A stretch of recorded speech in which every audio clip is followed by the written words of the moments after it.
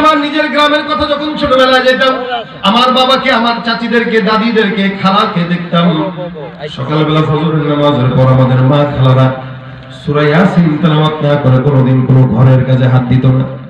আগে সূরা ইয়াসিন তেলাওয়াত করতো, তারপরে উঠান ঝাড়ু দিত। কোন ঘরের বউ যদি নামাজ না পড়তে বলতো এই ঘরে বরকত হয় না, আরে জি পুত্রা কেন নামাজ পড়বে না, ধমক দিত। সকালবেলা তেলাওয়াত করতো, মাগরিবের পরে সূরা ওয়াকিয়া তেলাওয়াত করতো, এশারের নামাজের পরে সূরা মুলকের তেলাওয়াত প্রতিদিন 2-3 বার করে তেলাওয়াত। আমি আমার বাবাকেও দেখেছি, এখনো পর্যন্ত দেখি। প্রায় 75-76 বছর রানিং চলতেছে। আর মনে হয় সাধারণ মানুষ, সচিবালয়ে চাকরি করেছেন 40 বছর, বড় অফিসার ছিলেন, তাবলীগের মেহনতের কারণে আমাদেরকে আলেম বানাইছেন। এখনো পর্যন্ত আমি আমার বাবাকে প্রত্যেক দিন কমস কম 3-4 বেলা কোরআন তেলাওয়াত পড়তে দেখি, এর কম দেখি না।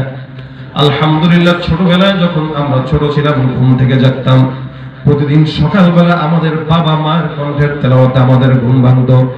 আমাদের মায়েদের একটা জলচুকি ছিল, জলচুকির ভিতরে বিছানা সবসময় বিছানো থাকতো, জায়নামাজ, কাপড় একটা থাকতো, কোরআন একটা থাকতো, ওয়াজিফা একটা থাকতো, এক জায়গায় তাসবিহ একটা থাকতো। আজানের সময় নামাজ হয়, আজানের পরেই সাথে সাথে কাপড়টা পাল্টায় দিয়ে ওখানে নামাজে বসে যাইতো। সকালবেলা ওয়াজিফা পাঠ করতো, 3 তাসবিহর আমল করতো, তেলাওয়াত করতো। মুসলমান বর্তমান সময়ে ওয়াজিফা কারে বলে আমাদের ঘরের মেয়েরা এটা জানেই না। আমরা আমাদের বাবাদের কণ্ঠে, বাবা মায়ের কণ্ঠের তেলাওয়াতের আওয়াজে আমাদের ঘুম ভাঙতো। সকালবেলা ঘুম থেকে জেগে দেখতাম বাবার কণ্ঠের তেলাওয়াত, মায়ের কণ্ঠের জিকির। এই মুসলমান বর্তমান সময়ে আমাদের সময় আমাদের ঘুম ভাঙতো মা বাবার কণ্ঠের তেলাওয়াতের আওয়াজে।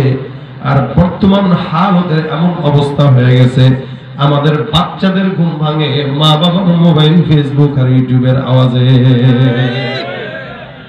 এই হালতের ভিতরে গুনাহ বাড়তেছে, জামানা সামনের দিকে আগায়। আল্লাহ পাক ডাক দিয়া বলেন, এই জন্যই তো জামানা যত সামনে আগাবে মানুষ তত জাহান্নামের দিকে আগাবে।